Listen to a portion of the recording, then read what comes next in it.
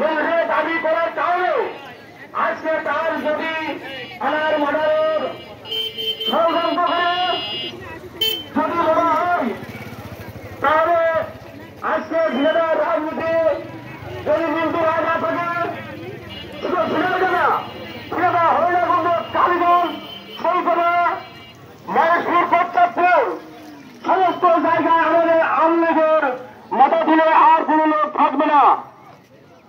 মিন্টু রায় হারানোর ব্যাপারে ওদিকে আমরা বুঝতে পারবো যে আসলে ঝিনাইদহ জেলার জন্য মিন্টু রায় আওয়ামী লীগের জন্য কি ছিল।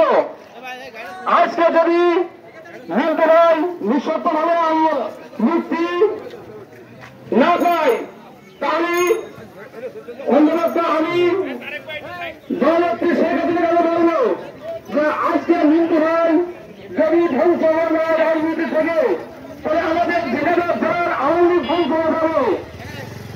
তা আপনি একজনের দৃষ্টি আকর্ষণ করে যাচাই বাছাই করে মিন্টু রায়ের মুক্তির দাবি কান্দানের পক্ষ থেকে আমরা মুক্তির দাবি চাই।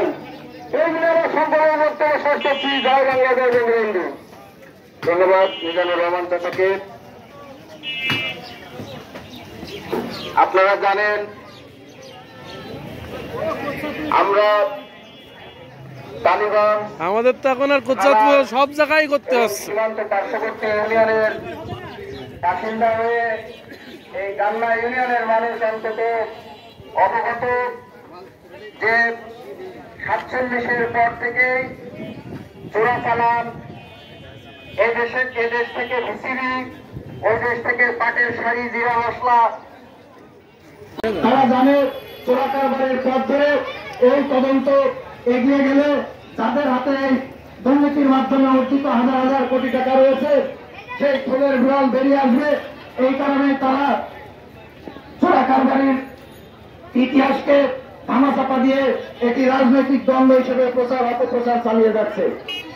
যাই হোক, আমরা ঝিনাইদহ জেলা আওয়ামী লীগের বিপ্লবী সাধারণ সম্পাদক 46 বছর তিল করে গড়ে ওঠা আপনারা যারা বয়স্ক লোক তারা 71 দেখেছেন। 2001